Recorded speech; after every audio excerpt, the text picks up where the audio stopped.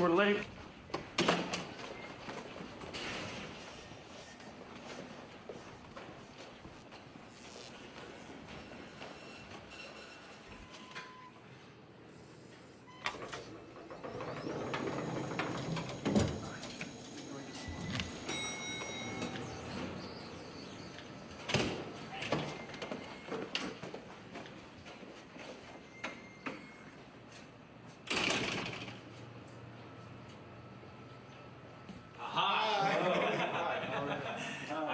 Let me figure out here. You're Ian. Yes. I'm looking at your hair. And Kurt, how do you do? So, have you guys had lunch yet? I brought a sandwich, and so I was going to maybe either grab that, or I didn't know if you wanted to go out and get something. And so we should come in. Sit down. I've got 2 chairs.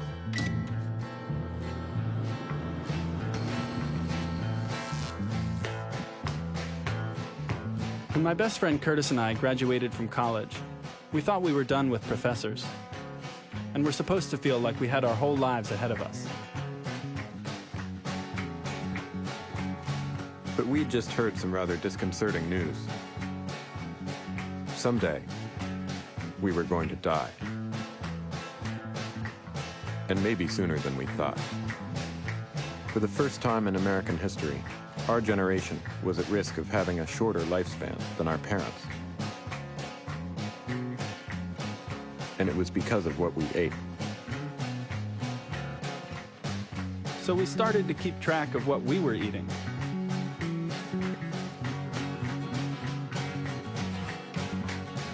But we found we needed help making sense of our data.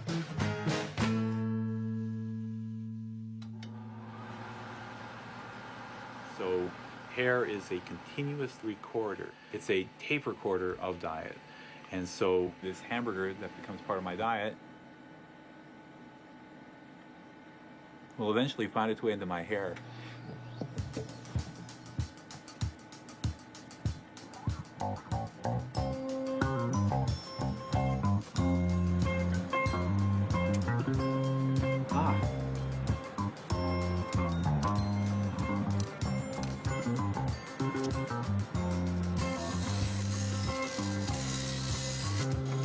Oh, there it is. There it is. See that big red one?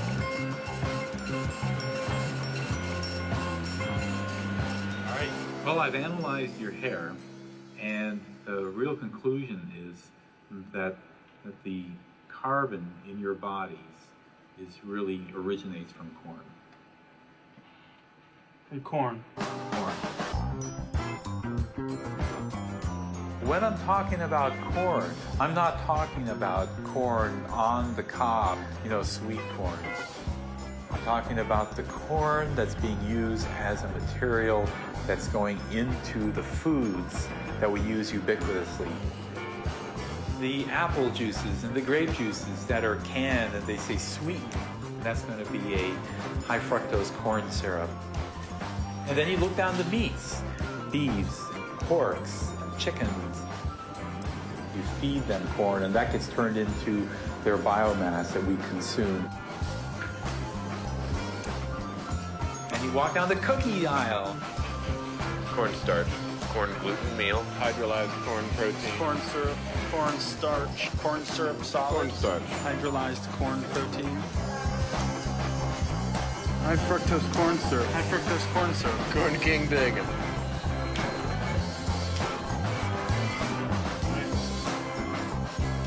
For Americans that I've run the isotope analysis on, those numbers are showing this huge weight of the influence of corn.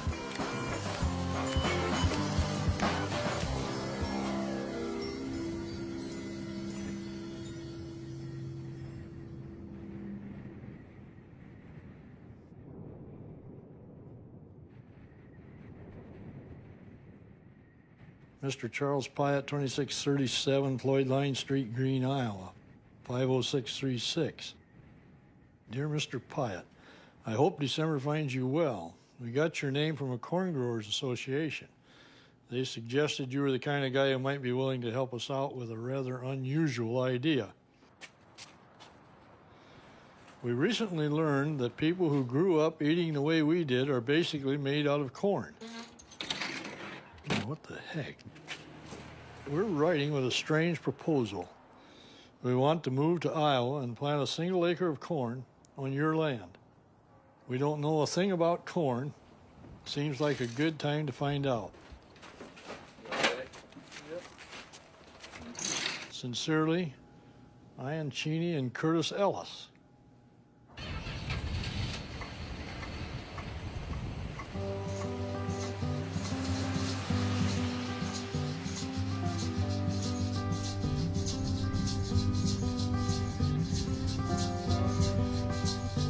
I'm moving from Boston to Iowa. Yeah, I'm gonna grow an acre of corn and see what happens with it. What's up with you? How's your high-paying job? Ian and I had grown up on the coast, but for some reason, we felt drawn to the Midwest. Can I have the biscuits with gravy? Maybe it was because a long time before there was corn in our hair, there was corn in our genes. By incredible coincidence, Ian and I each had a great-grandfather in the same tiny county in rural Iowa.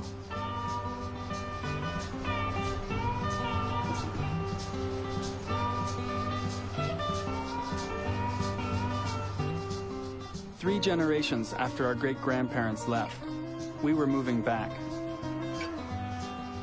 to find out how an acre of corn could get from a field in Iowa into our hair.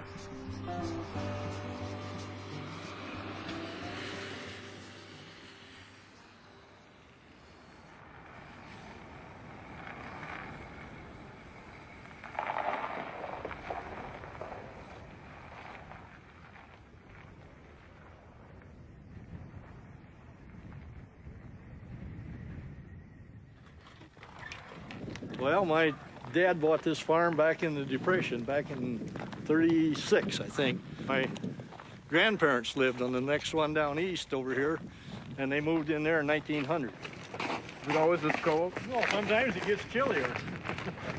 This is cold.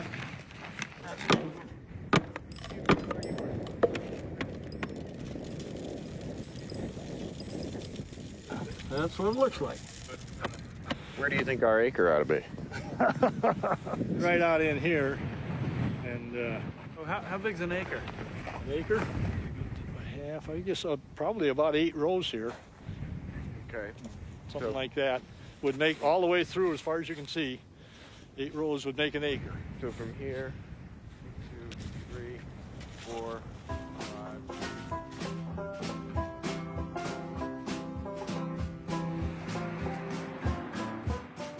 Green, Iowa. Population 1,015. It seemed like we'd been in town 10 minutes, and people already knew what we were up to. I mean, I've heard people talking about it. You guys were gonna plant some corn and kind of watch it grow, I guess. Merry Christmas, Merry Christmas. You know, I remember when he was that big. You do? I'm a very old man. I think he was living in Boston then. Uh-huh, yeah.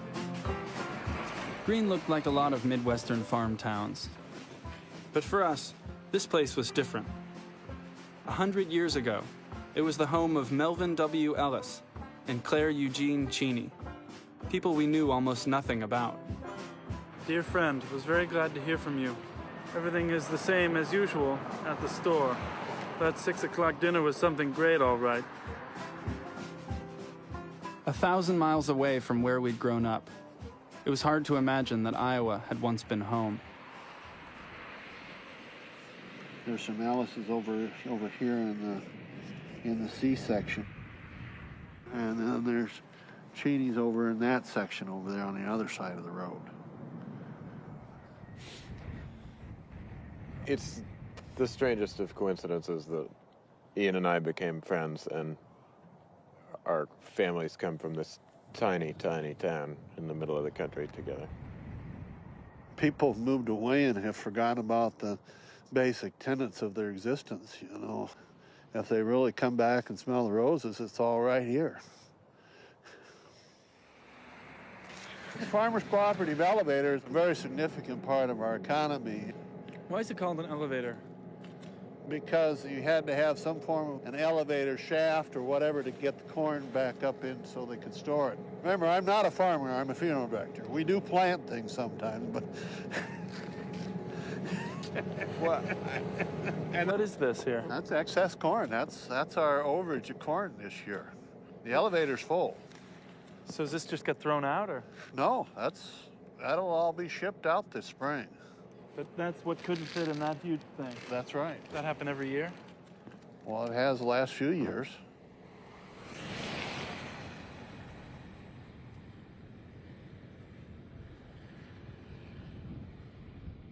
If you were given the power to design an ideal place to grow the corn crop with all of its requirements and all of its characteristics, you would design something that looked very much like Iowa. Ricardo Salvador is an agronomist at Iowa State University. He agreed to show us the plant we would be growing. So what you're looking at here is a grass plant. So it's a very close relative in exactly the same family as the stuff that you have growing in your lawn. This is obviously a gigantic version of those grasses. Our 1 acre lawn would be growing a giant grass whose ancestors looked very different. Native corn originated in southern Mexico, but found a happy home in Iowa, a land of fertile soils and humid summers. Gradually, one type of corn replaced all the others, a versatile crop named yellow dent, which over time came to dominate the entire middle of the country.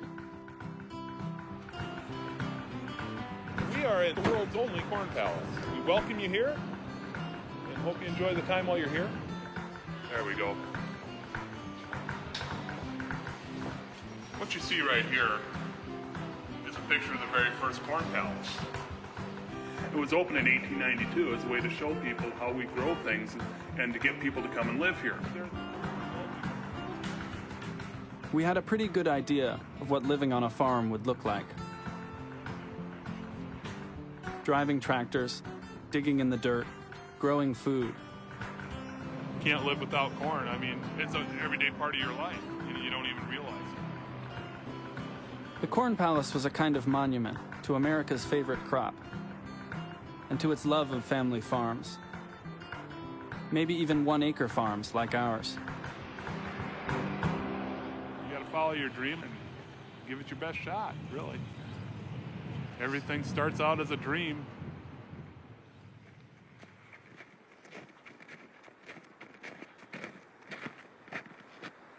Hey.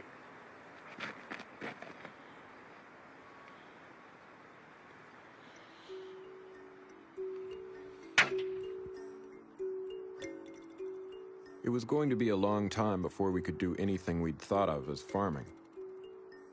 But on the modern farm, you don't have to wait for the snow to melt before you can get to work.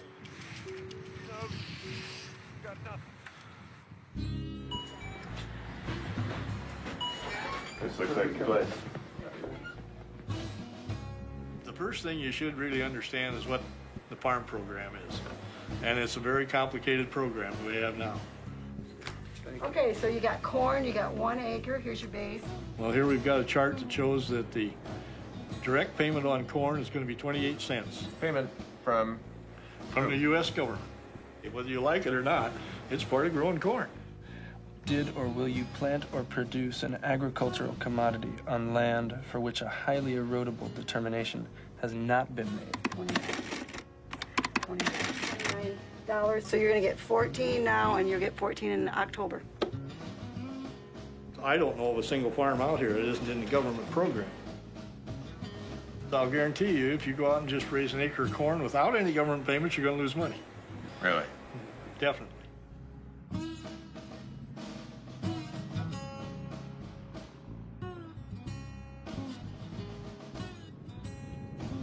Just for moving to Green and telling the government we were going to plant an acre of corn, we were going to get $28. And the more corn you grow, the more money you get. We should have grown 1,000 acres.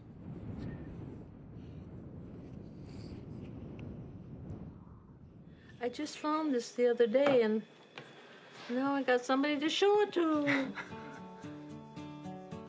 It didn't take long to find relatives in Green.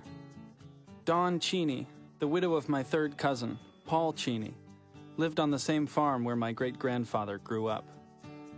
There's his plane. Uncle Claire's plane.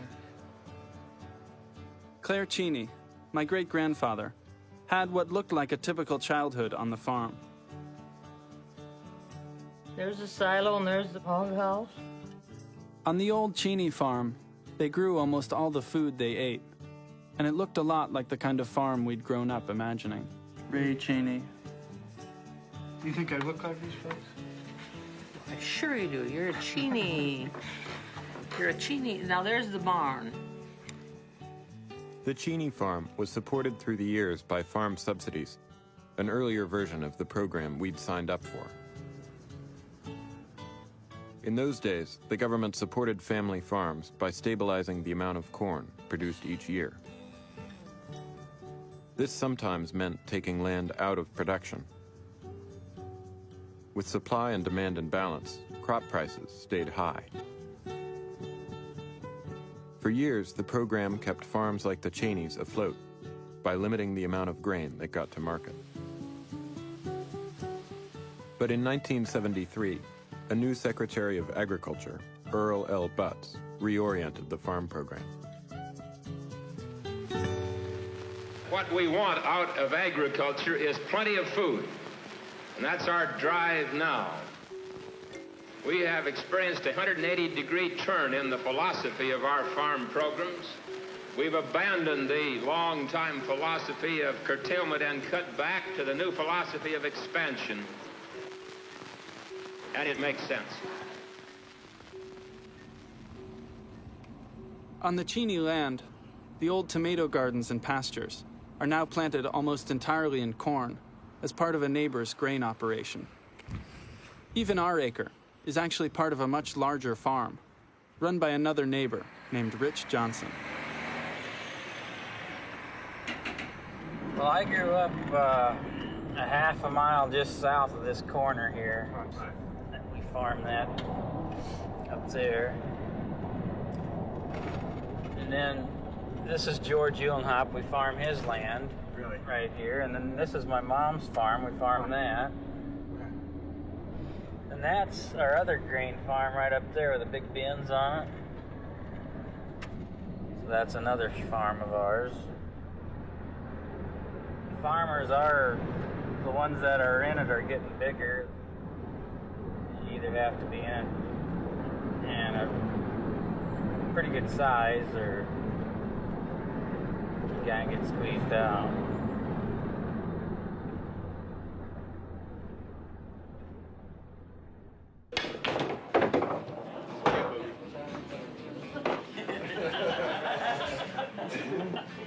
How many bushels do you expect to get off an acre? 1,000. I think you're dreaming.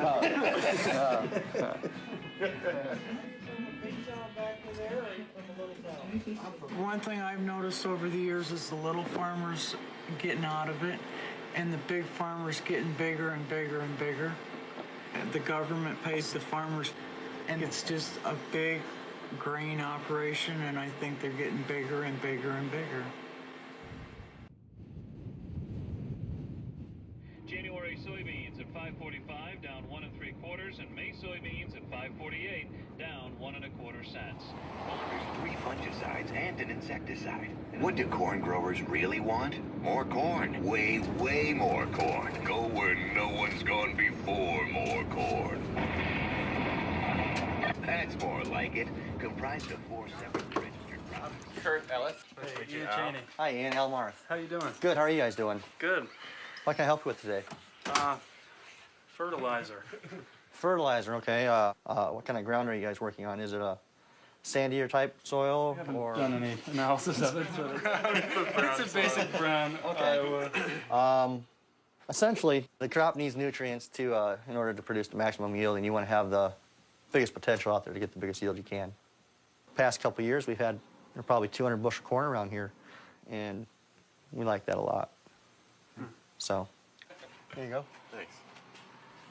Looks like a farmer now.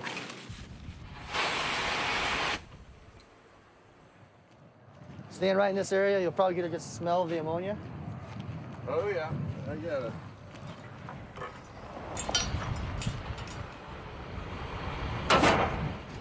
Any advice for driving with this thing? Yeah, don't hit anything. That's a bad thing.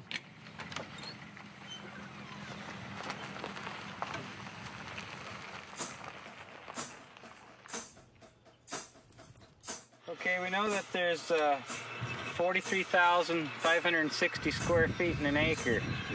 And we're going to try to mark out 1 acre for corn. So I push this forward? Yeah, push it forward. Terrified. All right, we're up. All right. Are you kidding? Sure.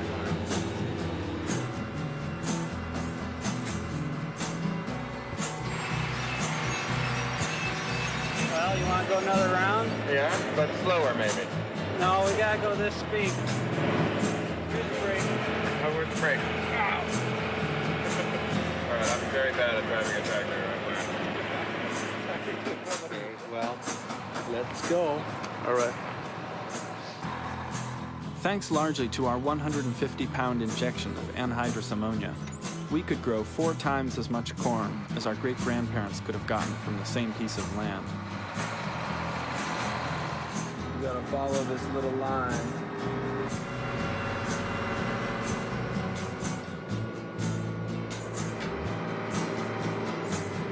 Stop! On almost every farm, there was a tank of ammonia fertilizer.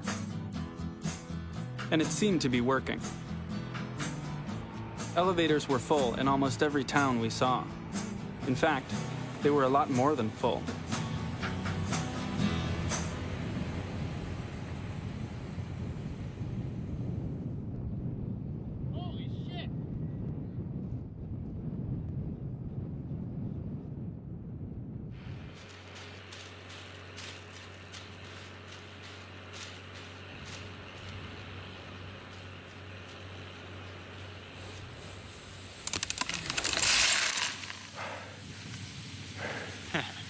That was fun.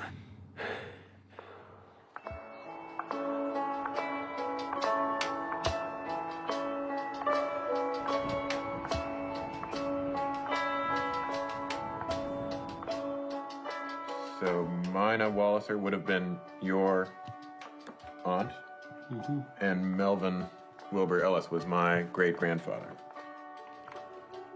The closest relative I could find was a third cousin, twice removed, who explained that my great-grandfather was in the farm machinery business. That's an Oliver 70 tractor. Great-grandfather Melvin would have made that. His factory in Charles City manufactured those. Just north of Greene, Melvin W. Ellis ran the Hart Parr Tractor Works, where they built Old Reliable, the first machine ever to be called a tractor.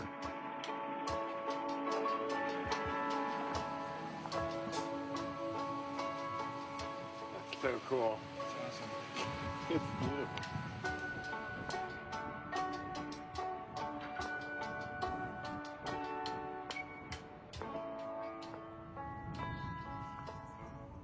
About 1939, just before World War II started. You got an M farm hole and a 10-foot power binder. Well, that changed a lot. As the tractor progressed, you didn't have to fight with horses all the time, hitching them up, harnessing, feeding, carrying them down. A lot of work.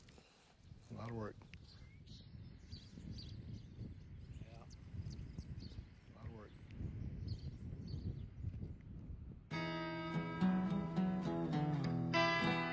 As tractors took over work on the farm, a single farmer could work more and more land. Farm kids, like Ian's great-grandfather, didn't have to work in the fields anymore and began leaving the farm to do other things.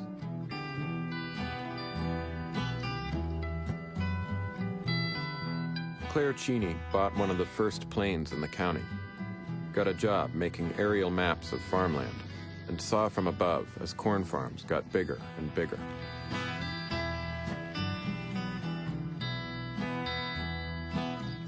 Today, it's not uncommon for a single farmer in Greene to work 1,000 acres. And what smaller farms remain are getting consolidated into still larger operations. There's, an awful lot of farmsteads that are just plain disappearing. You go down the road here, and there used to be the Crow place, there used to be the Marzens. There's just so many of the homesteads that are gone. Corn again. Get all the housing out of Floyd County, it makes them easier for them to farm it. Because then you don't have all these little houses and stuff in the way. You can just farm through everything, and you can get a lot of acreage done if you're not turning around all the time.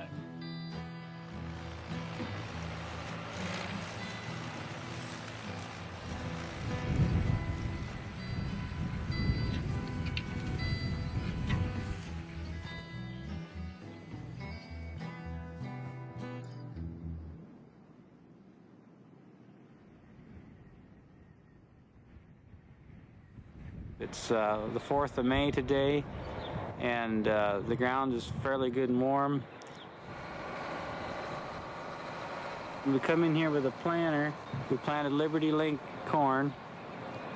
Had a population of about 31,000. 31,000. Kernels to the acre.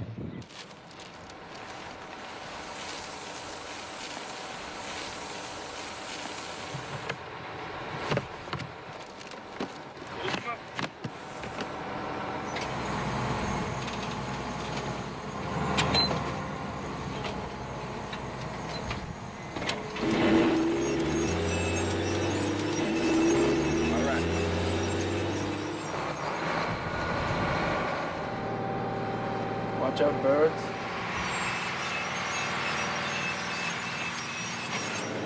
That'll take care about your acre right there.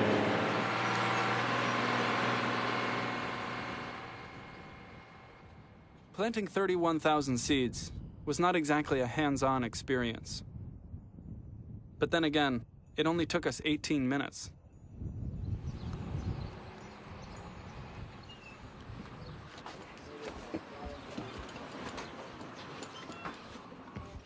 Boys get your corn planted? Yeah, we did. Yeah, We did. We planted 1 acre of corn. All right. Or we think we did. We didn't really see anything go in the ground. Oh, yeah, that's magic. Do you have anything with corn in it here? Here. How's life in the bakery changed during planting season? Well, we don't see the farmers as much. And for just that brief time, it doesn't take very long anymore with the equipment they have to get it planted. Then they're back and twiddling their thumbs until it's time to spray something.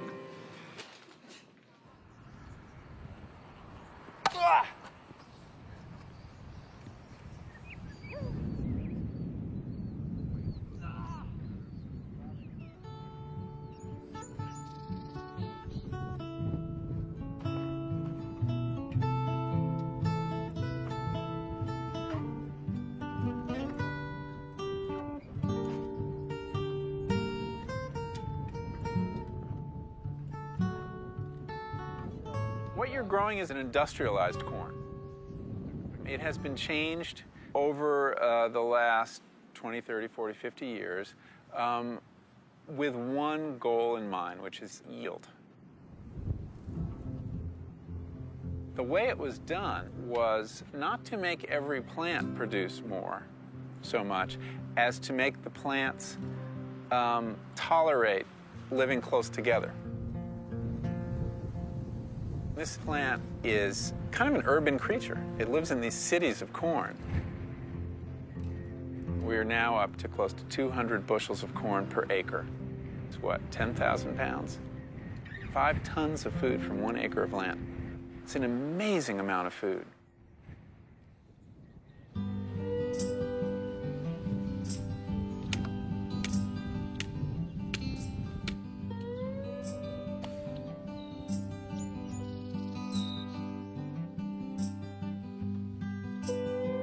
Whenever I build fence, I hit a rock.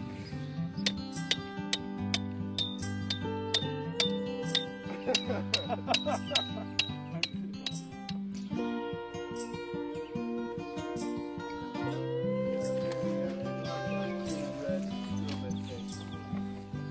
we should take one before we go. Yeah, why don't we have you?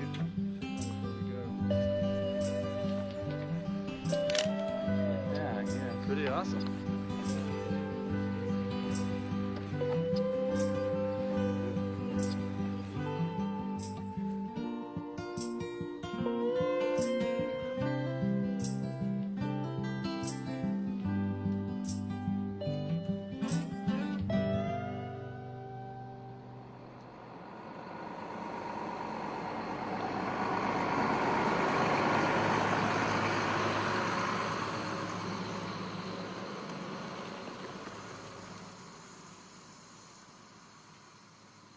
How you doing? A little greasy there.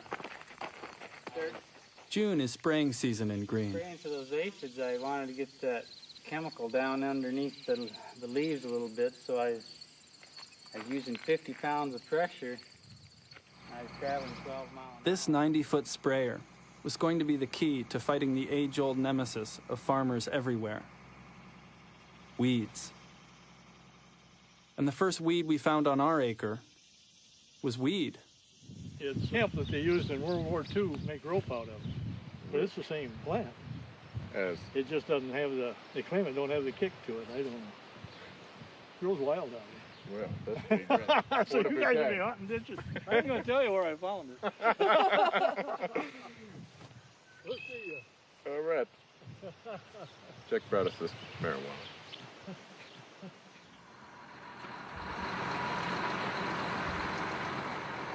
We got a lot of different variety of weeds out there. We got some lamb's quarter, we got some cocklebur. Our corn seeds had been genetically modified to resist an herbicide called Liberty. Liberty would kill the weeds, and our Liberty Link corn would continue to grow. We got to be careful not to put Liberty chemical on a cornfield that isn't Liberty Link corn, or it'll just kill it.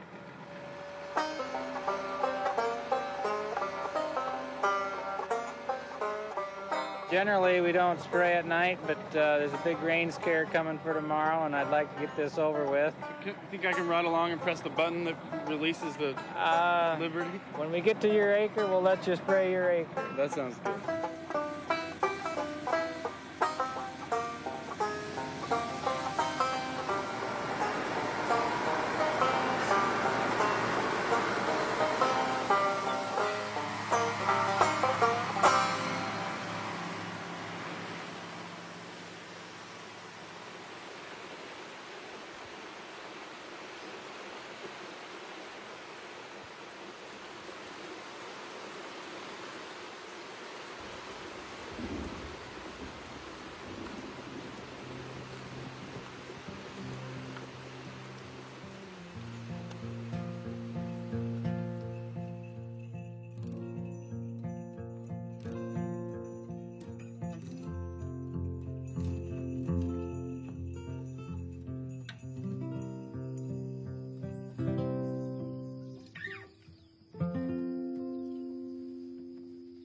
I used to have these dreams that I was flying, flying in dreams. So, but in the fall, this corn all turns a golden color, sort of like wheat when it's ripe. So I would always be flying over golden corn, the corn that was, it was beautiful. The sun would be setting, and the corn was gold. So I'm moving back.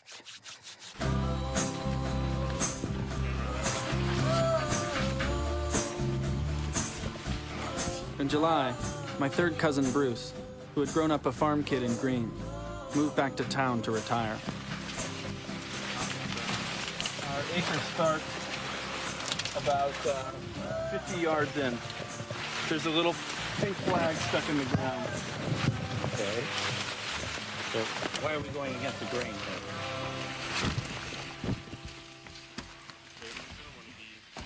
When you come out here, there'll be a lot of yellow dust, which is the pollen that travels from those guys down to the ears, which haven't developed yet. There'll be like silks. Pollen gets on the sticky ends of these strands, and it goes down to the individual kernel.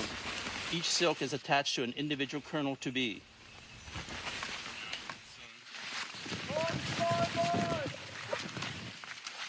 The corner of our acre! Where is it? In the corn! Yeah, look at that. Where is it? Oh,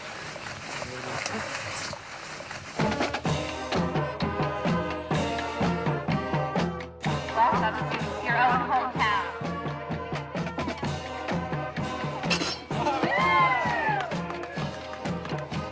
We are in the lovely town of Green, Iowa, celebrating Green River Days.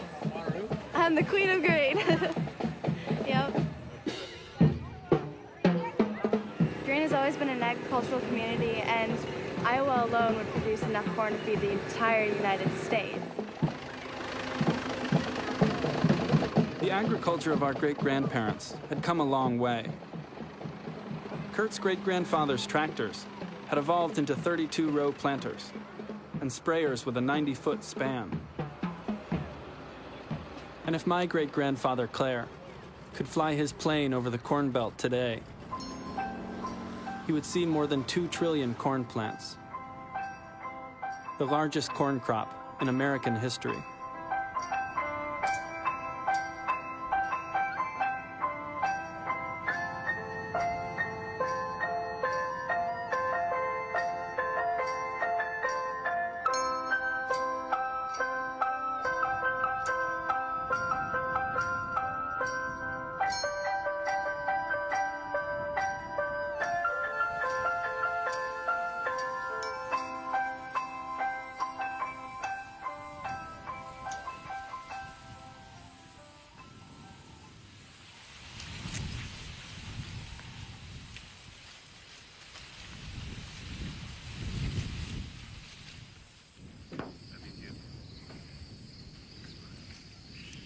Robert!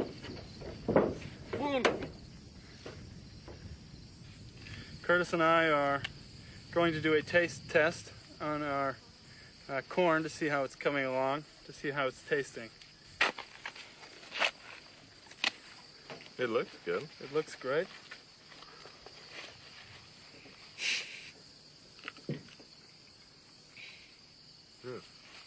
It's not very good, Ian. Yeah. Tastes like soda. I think that looks like a nice corn porridge.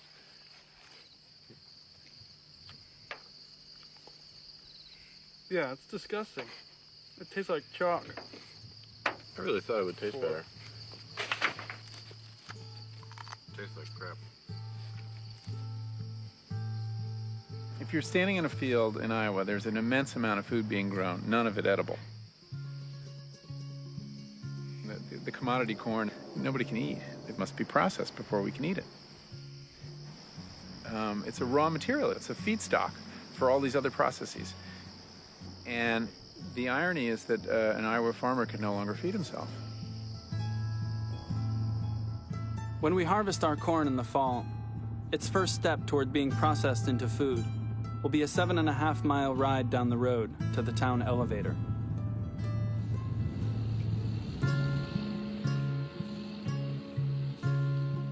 So in the fall, when you do harvest your acre of corn, it'll come into the elevator here, where we'll pull across a scale, weigh your truck or wagon, and then it will be pulled across to the dump pit, where it'll be dumped in with a bunch of other corn.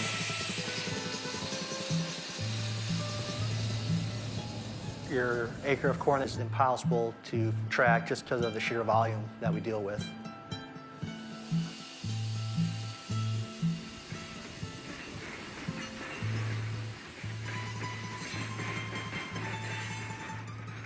We were still months away from harvest, but our work on the farm was basically done. It was already clear that when the time came to say goodbye to the corn from our acre, we would never know exactly where it would end up.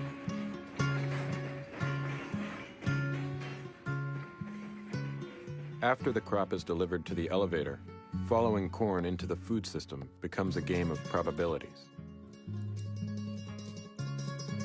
Of the 10,000 pounds of corn our acre is likely to produce, 32% will be either exported or turned into ethanol, in neither case ending up in our food or in our hair. Ethanol. But 490 pounds will become sweeteners, like high fructose corn syrup, and more than half our crop, a full 5,500 pounds, will be fed to animals to become meat. So while our corn matured in the field, we decided to look into its eventual fate and try to go where corn goes.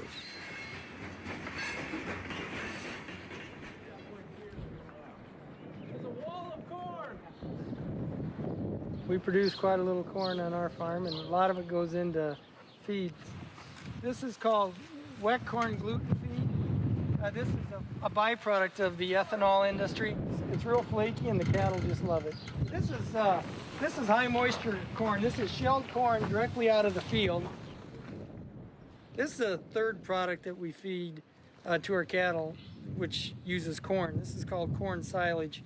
This is the whole plant run through the corn chopper, and it's just another way to utilize all the corn that's grown in the state of Iowa. And there's the corn, the silage, and the hay, and the gluten all right there. So it's almost all corn. Yeah, it's 60% of the ration is corn, probably.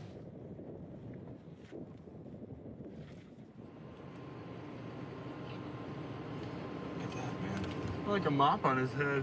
They're really changing their look here. Well, what are we gonna get? Will people order now?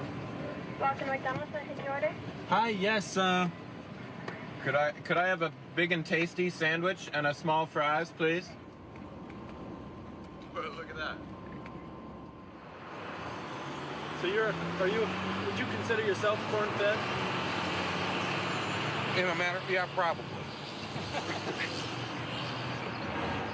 What are you eating for lunch here today? Corn-fed beef. Do you actually know anything about corn-fed beef? You know what it does to them? What is it? To the cattle. It's a good thing they slaughter when they do, because it actually kills them to feed them to make the meat like that.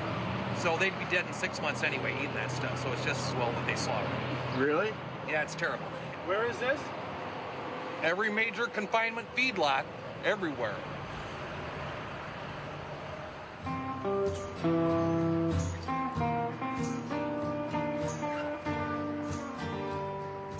We'd moved to Iowa to grow corn. But to see where corn goes, we would have to leave the Corn Belt.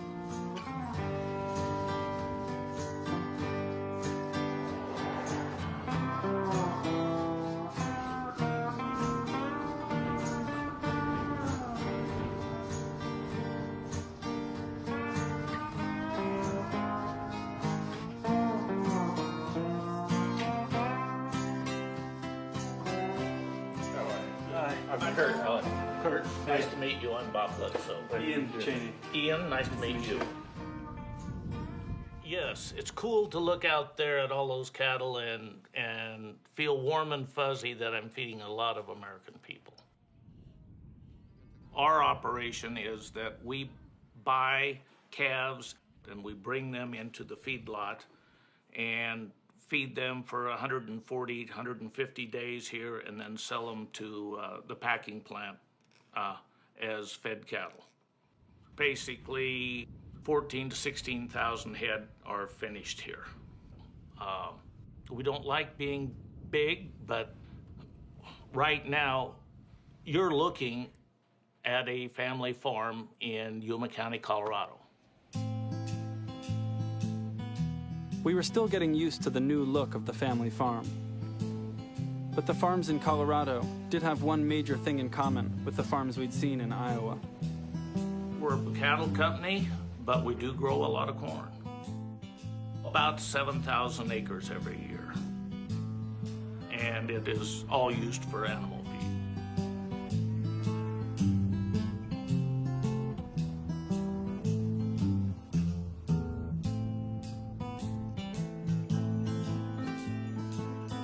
The grasslands of eastern Colorado, where cattle traditionally grazed, have become some of the biggest corn farms in the country. And corn has replaced grass as the principal feed for cattle.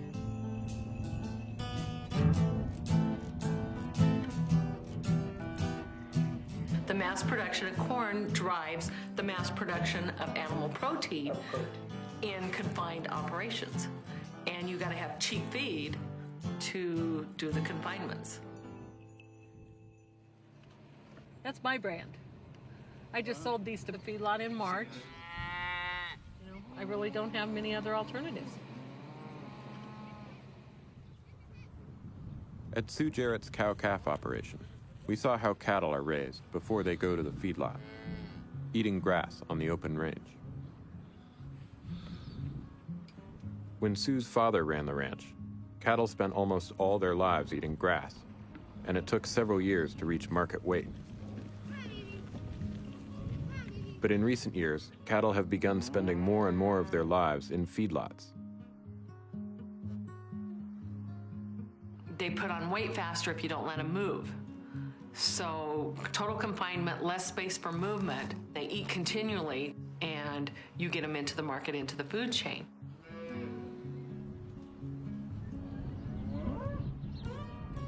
But cattle were not meant to be on a corn-fed diet for that long. You know, we used to feed them 60, 90 days was one thing. Up to 120, you could make it. You start really pushing cattle on a corn-based diet after that, the ulcers and the stomachs don't take it well, and they start getting sick.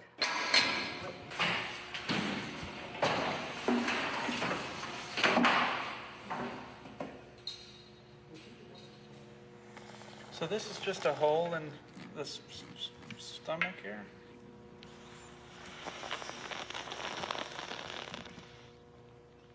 Scientists researching the effects of feeding corn to cattle have developed a method of looking into their actual stomachs during digestion. It's very warm and it's pretty packed in there. 100 years ago, most cattle probably were fed grass, hay, and they were out grazing.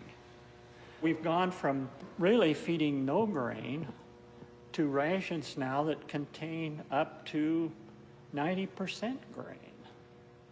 But these animals evolved not in feeding these high starch or things like corn. You feed a lot of corn, more acid's produced, and the animal can get into trouble. Corn in this environment produces these acids, the pH drops, and then they succumb to a condition we call acidosis. And if it's not treated, the animal dies. The corn fed to cattle is supplemented with low doses of antibiotics that help them combat acidosis. Livestock now consumes 70% of the antibiotics in the United States. But antibiotics also help cattle survive the conditions of confinement. This facility, with more than 100,000 head of cattle, produces as much waste as a city of 1.7 million people. A lot of people look at these large feedlots now and question whether that's what we should be doing. But the reason that it's done, it's economic. And because of the yields on corn and the amount produced and the efficiency of producing corn, it's lower cost per unit of usable energy to the animal.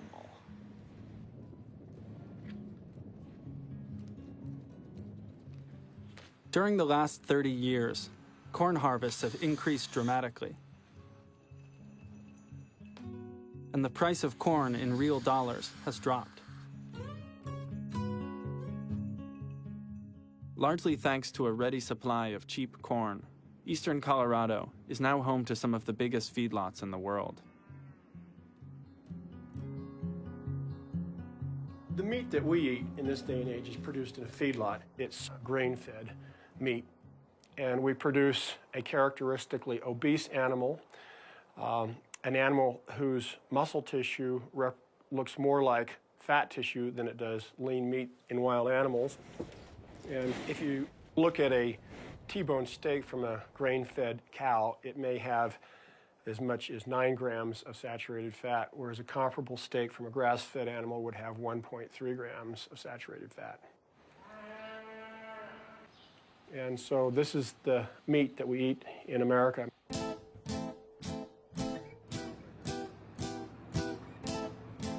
America's favorite meat is ground beef, hamburger meat. Could I have the bacon cheeseburger? Okay. And hamburger meat is really not meat, but it's rather fat disguised as meat. It contains 65% of its calories by energy as fat. Oh my God, that's great. It was starting to make a lot of sense why Kurt and I had found corn in our hair. America's favorite meat happened to be our favorite, too. Burgers made from corn-fed beef are cheap and easy to find. In fact, if you were born in the last 30 years in America, chances are you've only ever tasted corn-fed beef.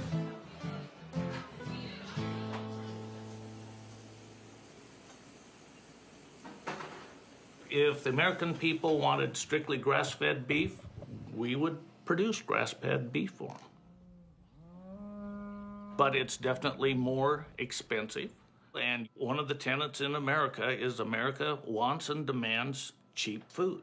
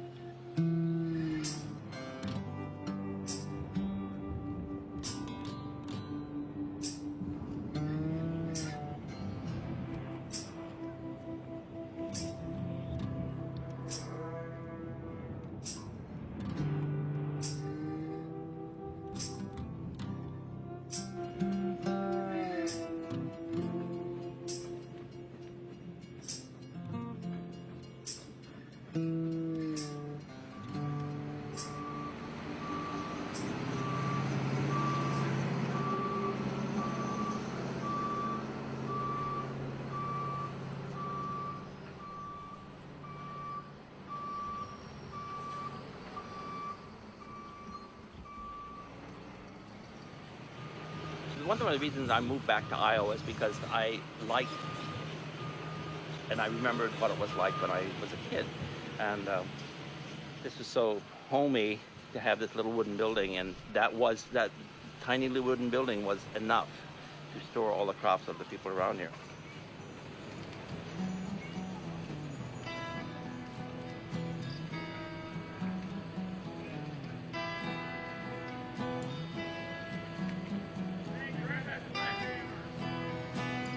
Green's old grain elevator, which was built in our great-grandfather's time, had become obsolete and was being burned down.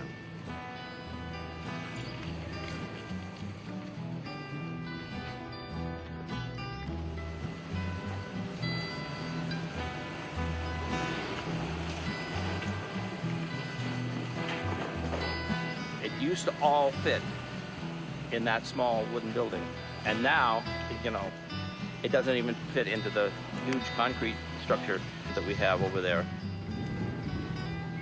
The amount of acreage has gone up, and the productivity per acre has gone up. So the amount of production is just incredible.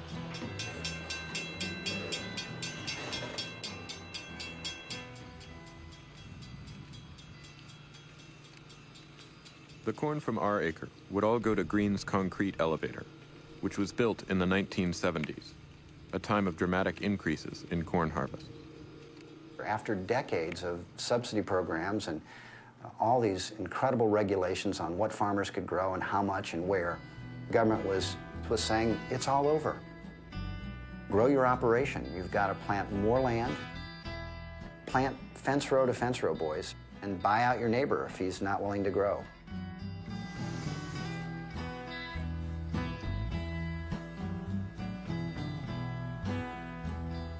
And when we had so much surplus corn and there was such an interest in trying to derive the maximum benefit out of it, investment was made to develop this corn sweetener industry.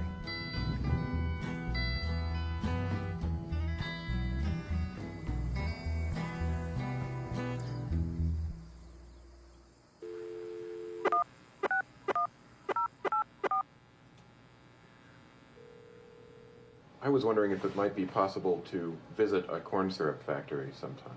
Visit in what sense? Heard starting back sooner, been in and out of the office. On camera, off camera? On camera. We don't allow cameras into the plants. Oh, yeah, look at that.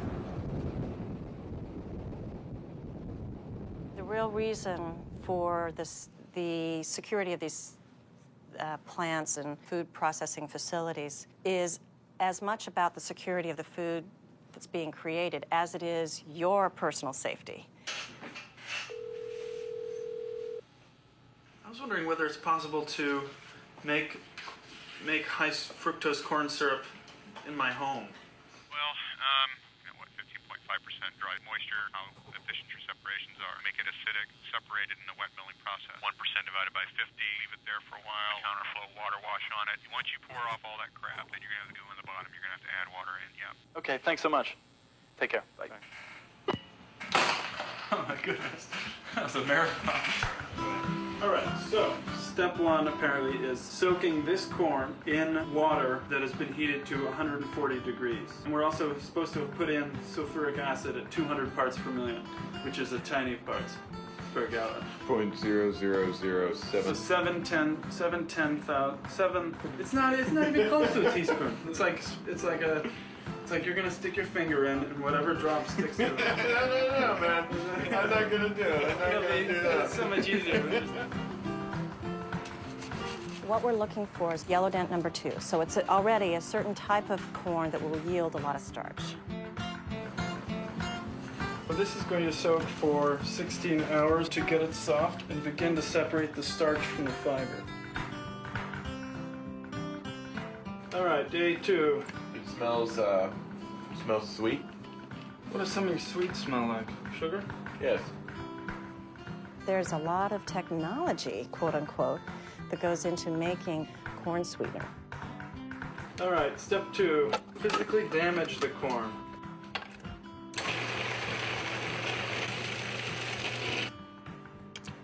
It doesn't look like a kernel anymore at the end of the process, but that is part of that innovative system. The endoamylase and spezyme prime enzyme randomly hydrolases alpha-1,4 glucosidic bonds to reduce the viscosity of a gelatinized starch. Everything really is a science when you boil it down. Wow. That's pretty sweet.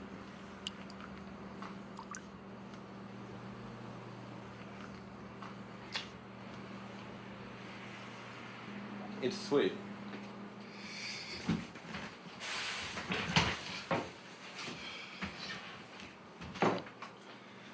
It tastes good.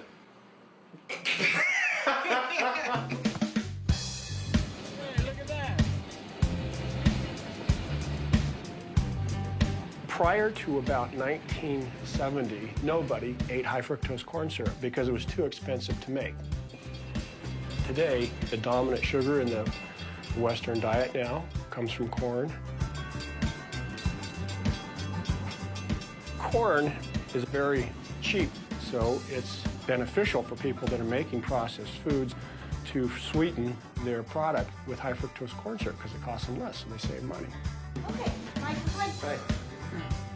Food and beverage manufacturers were looking for a lower-cost sugar substitute.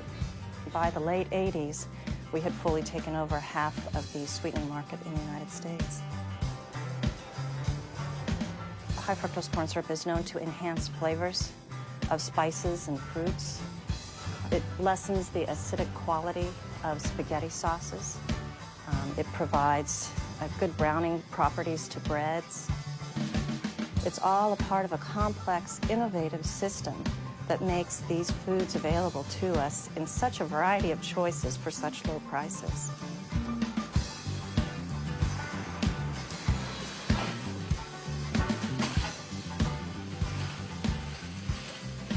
Every single item I saw in this aisle contains corn syrup.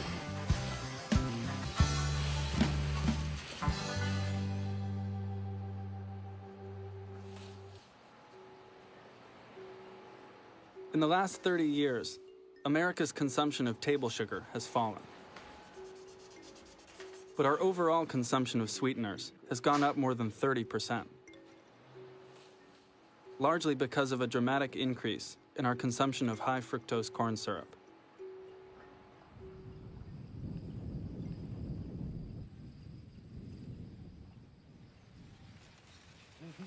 So what's your assessment of the corn crop this year? Oh, it looks terrific in this area. I think you're going to have a big corn crop, yeah. What do you think we're going to yield on our corn here? Oh, I would guess you'd be someplace between 160 and 180. But that's just a guess. I ain't even walked in it, so.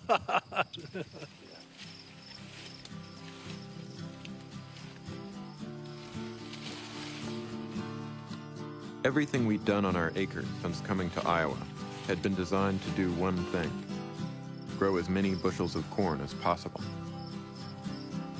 What we hadn't realized was that what we were growing was essentially an acre of sugars.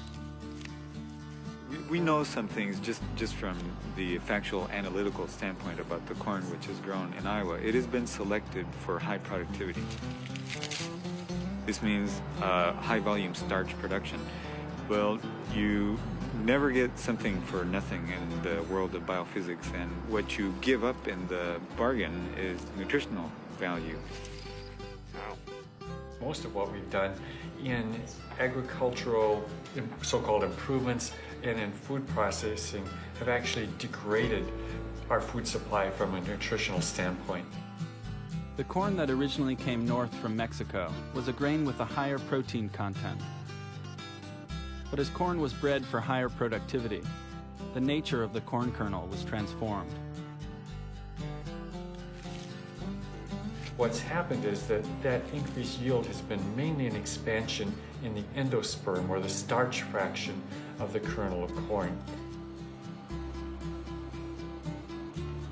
And of course, now we're taking that starch and converting it to high fructose corn sweetener, which basically has no nutritional value, only adverse metabolic effects and empty calories.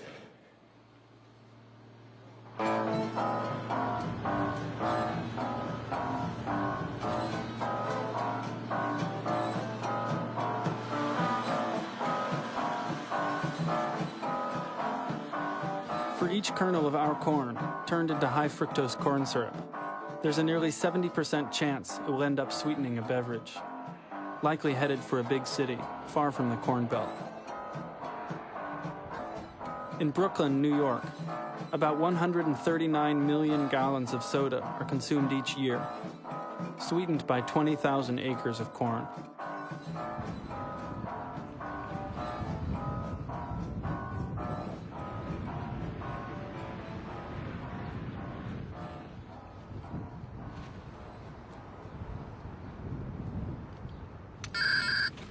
Boruga, ¿cómo está, Boruga? ¿Está lento la cosa o qué? Así mero, así mero. Yeah, right now we are at Fifth Avenue Park Slope, Brooklyn, New York. And you grew up here? Grew up right in this neighborhood. Was born in Methodist Hospital. We've been growing this acre of corn in Iowa and trying to figure out where the corn will go when it leaves our farm. And so we've been following the story of corn syrup. Tell you what, just stopping into a bodega and buying a bottle of soda. It doesn't matter if it's a Pepsi or Coke or it doesn't matter. Any soda product contains corn syrup. There's a soda, I don't know if they still have it out. It was called Colonial Grape. That had to be the sweetest grape soda I ever drank. I don't know if it had more sugar or more corn syrup than any other one, but I drank up to 2 liters a day, maybe more. One of the great changes in the American food supply during the last 20 years is that we are now drinking many more calories than we were before. And there does seem to be something about drinking calories in the form of soda, for example, that just doesn't generate the stop signals. I actually never thought that soda would be a large problem to drink, but I could show you a picture over here. The way I used to be, I used to weigh over 300 pounds. That's me right there. I was a size 60 in pants. And I stopped drinking soda, and just by not drinking soda, I lost about a third of what I weighed, you know. We have an explosion of obesity. That's probably the most conspicuous symptom of the nutritional crisis occurring in America. But the obesity is only just part of it. High consumption of sweeteners like high fructose corn syrup has quite adverse metabolic effects. And what we see in our long-term studies is higher risk of type 2 diabetes as well.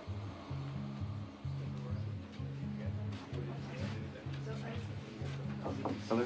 Hi. Kurt. Ella. Farida Khan. Nice to meet you. Chamber. Diabetes essentially means that your blood sugar level in the blood is higher than what your pancreas can control and keep in the normal range. 1 in 8 New Yorkers have diabetes, which either is diagnosed or they don't know if they have diabetes and they remain undiagnosed. Like, it's not like any other disease that we have where we just give prescriptions and that's the end of it, because it's not something that goes away. Diabetes is a disease and obesity is a disease which is strongly linked to the environmental factor of food and exercise. What is the cheaper food for people? Okay, I think cost has a lot to do what people buy. The cheaper food is really not a healthy food. And the main thing is sodas. Soda is liquid candy. And people think they're quenching their thirst drinking a glass of soda, but there you have a big, amount of sugar that you're drinking.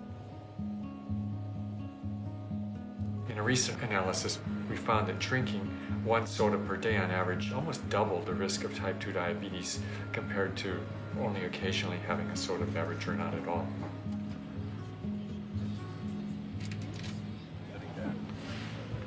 My dad, he had a pain in his toe for over 6 months, and he found out he was diabetic that way. And they cut his big toe off. And before my father died, it went from his toe to his foot to below the knee to above the knee, and then he wanted to start cutting on the other leg. My dad said no, that was enough, and he just gave up. My mom died of a direct result of diabetes. My grandmother died a direct result of diabetes. My sister Madeline, she's been a diabetic for years. I was recently diagnosed with diabetes. We don't think of what we're putting into our system. We don't really think about it.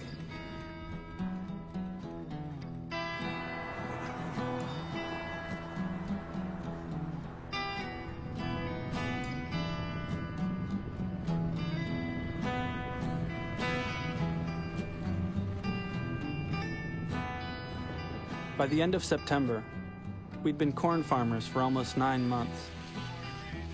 It was becoming clear that our acre wasn't just a game for seeing where food came from. We were growing an actual crop.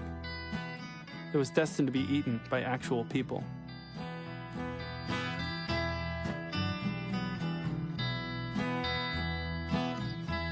If you take that meal, you take that McDonald's meal, you don't realize it when you eat it, but you're eating corn. Beef has been corn-fed. Soda is corn. It's all high fructose corn syrup. It's the main ingredient. Even the French fries, which are, half the calories in the French fries come from the fat that they're fried in, and that fat is liable to be corn oil or soy oil. And so when you're at that McDonald's, you're eating Iowa food. Everything on your plate is corn.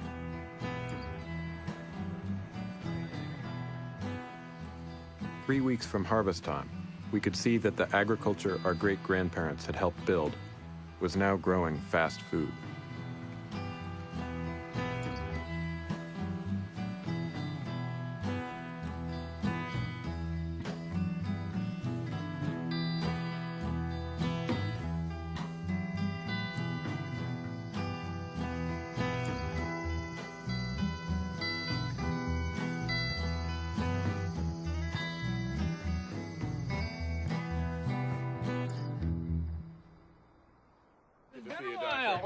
How you doing? Good, thanks. Come on in. Right. Well, how are things going for you guys? How did your crop come out then?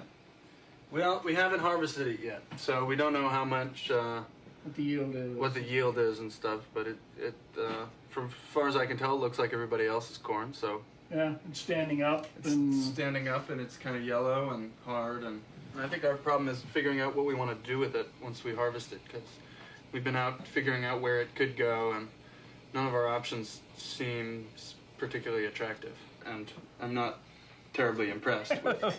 And you shouldn't be. Yeah. Should be impressed at the stupidity. We aren't growing quality. We're growing crap. Poorest quality crap the world's ever seen. We're growing it today. You don't eat the corn that you grow? No. Not saying that I might not grind up a little bit for some cornmeal, but I basically don't.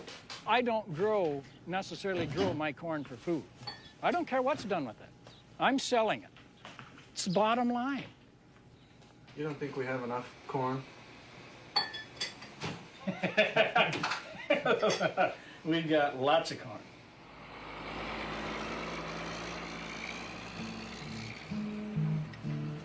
Two weeks before harvest, the price for a bushel of corn at the elevator was $1.65. We had spent $142 to rent the acre, and with $133.24 for seed and chemicals, and $74.68 to rent and run the equipment, our total costs added up to $349.92.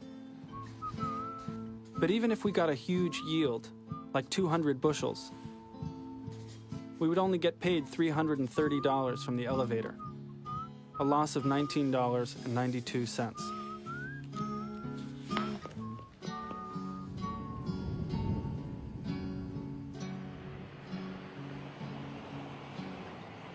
It looks like we may lose money growing and selling this corn, Oh, yeah. but we might make a little bit. But you'll make money off the government. And that's what it's all about. Well, see, you probably only had half of your initial payment. You get that. Then you'll get a countercyclical payment. And now you're going to get a loan deficiency payment. It's the government payments that are keeping the guys going. It ain't the value of the crops. How much money do you think comes into green every year from the federal government? Oh, it's by far the largest industry in green, by far. But if it wasn't for that, you wouldn't see the crops planted out here neither. You wouldn't be raising 11 billion bushels of corn. Our $19.92 loss was going to be offset by a $28 direct payment from the government and several other subsidy payments that we hadn't even known about. We happen to have a kind of subsidy system, and we haven't always had it, only for the last 30 years or so, that rewards the overproduction of cheap corn. Corn is the crop we've spent the most money on over the past 10 years. And so we've got mountains of grain all over the Midwest because the subsidy programs keep the production going full blast.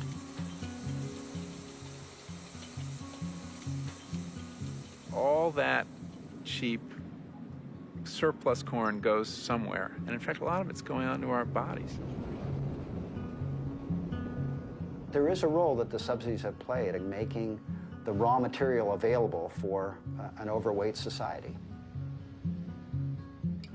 We subsidize the Happy Meals, but we don't subsidize the healthy ones.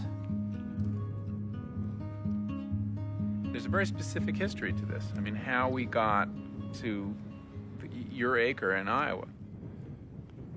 You really do have to go back to Earl Butz and the revolution in farm policy that happens in the 1970s. What we want out of agriculture is plenty of food, and that's our drive now.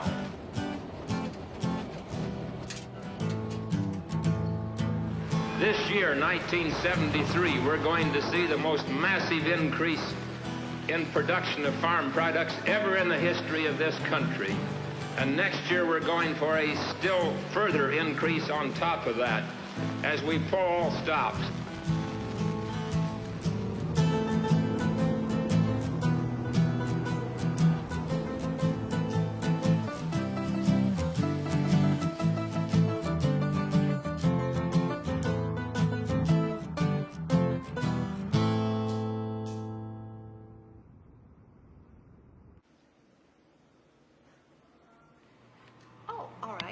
moment. Is he expecting you?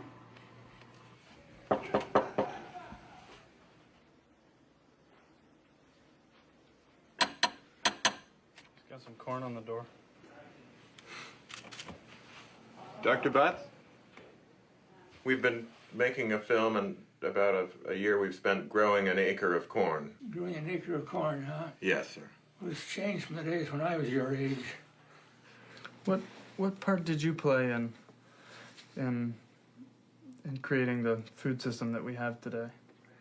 When I was a youngster on the farm, we had these programs cutting back on production. We paid farmers not to produce. One of the stupidest things we ever did, I think. But they got paid for not producing instead of paid for producing. And when I became secretary, we stopped that system. We've heard from some people that they think there is too much food. What do you think of that? Well, that's the basis of our affluence now. The fact that we spend less on food. It's America's best kept secret. We feed ourselves with approximately 16 or 17% of our take-home pay. That's marvelous. That's a very small chunk to feed ourselves. And that includes all the meals we eat at restaurants, all the fancy doodads we get in our food system. I don't see much room for improvement there, which means we'll spend our surplus cash on something else.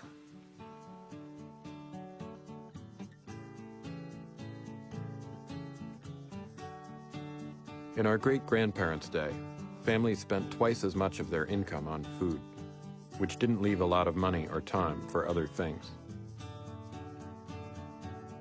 When I grew up, it was hard work. You get up in the morning, and you went out and did some chores, because we always kept our own livestock. We had our own horses per power. The labor it took to make an acre of corn, or a bushel of corn, was tremendous. It was easy to see why people in our great-grandparents' generation would dedicate their lives to making field work easier and food more affordable by expanding the reach of agriculture and transforming the way we farm. Rural America has completely changed. The kind of farm that I grew up on doesn't exist today. This is a commercial operation. It used to be a family operation, but it's not anymore. But as a consequence, we feed ourselves very cheaply now. You'll see those tremendous fields of corn out there, corn as far as you can see. But that's the age of plenty.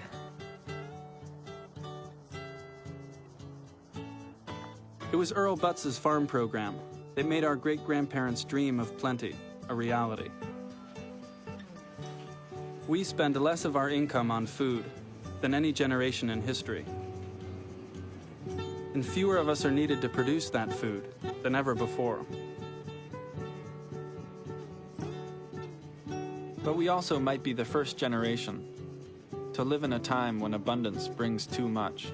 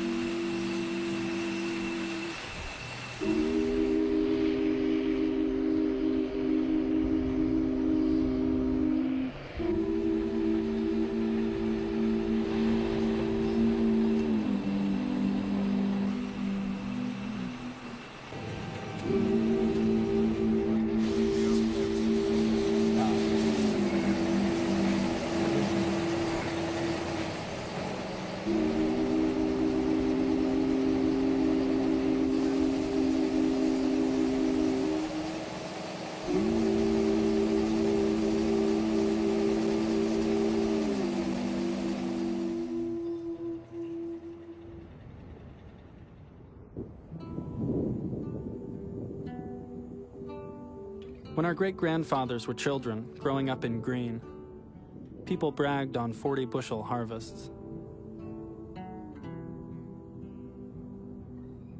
100 years later, we harvested almost 180 bushels, what for our time was quite average. Our small part of the biggest corn harvest in American history.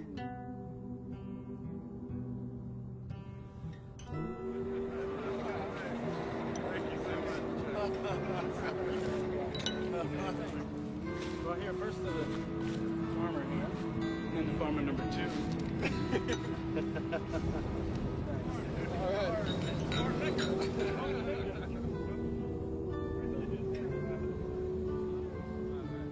And I farmed all my life, practically. Personally, I don't like the looks of where we're headed, but maybe some people say there's no stopping it. I think we're going to look at industrialized agriculture. That's really what we're looking at now. You know, larger and larger operations all the time. Well, it's a cheap food policy, let's face it. As we push the cart down the grocery aisle, we don't really stop and think about everything that has some of our homegrown products in it. Our big thing is producing as many bushels as we can from the acres that we plant. 5 feet.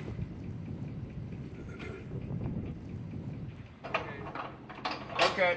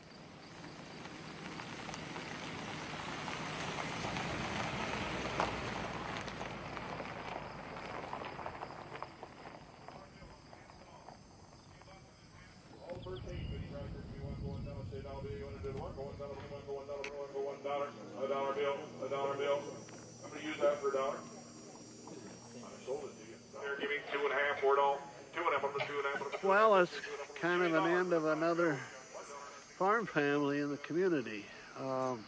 Pyatt family's been here in this community for 5-6 generations, and it's just another end of another generation.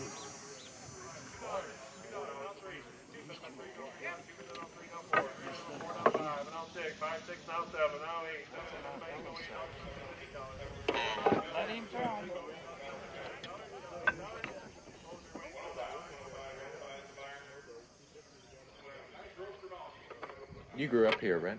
Yeah, born right here in this room. It's all the farther I ever got in life.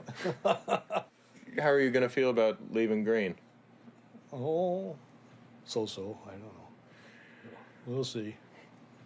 We are wondering if there's any way you'd let us try and raise the money to actually buy that acre and... You guys, you're going to starve this country.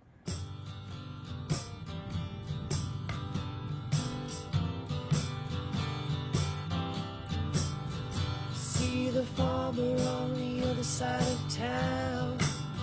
He's always working till the sun goes down. Up every morning, right on 5, wanting green seeds to come alive. But he don't wear no farm clothes. He's always using the rake and hoe. But his seeds are starting to grow like a big stalk through the sky. He used to live in an apartment city with thick and priestly windows built right in it. But he's moved to a little tiny town. Wanna be a farmer all year round. And on a country road where you can't see a thing, he's got 5 acres filled with little green things. He said he's working so hard all night and day.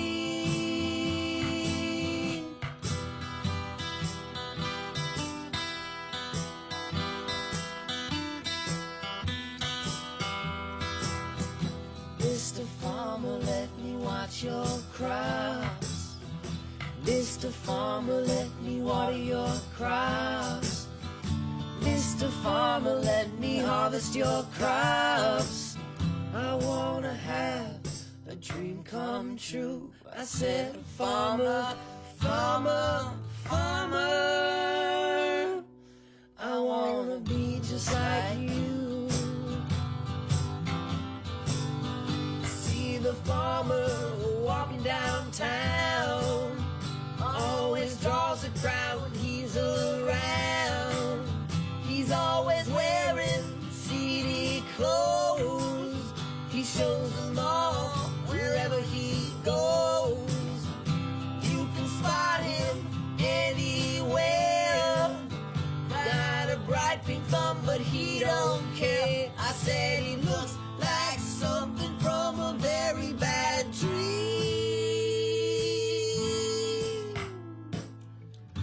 Mr. Farmer, let me watch your crops. Mr. Farmer, let me water your crops. Mr. Farmer, let me harvest your crops. Mr. Farmer, let me say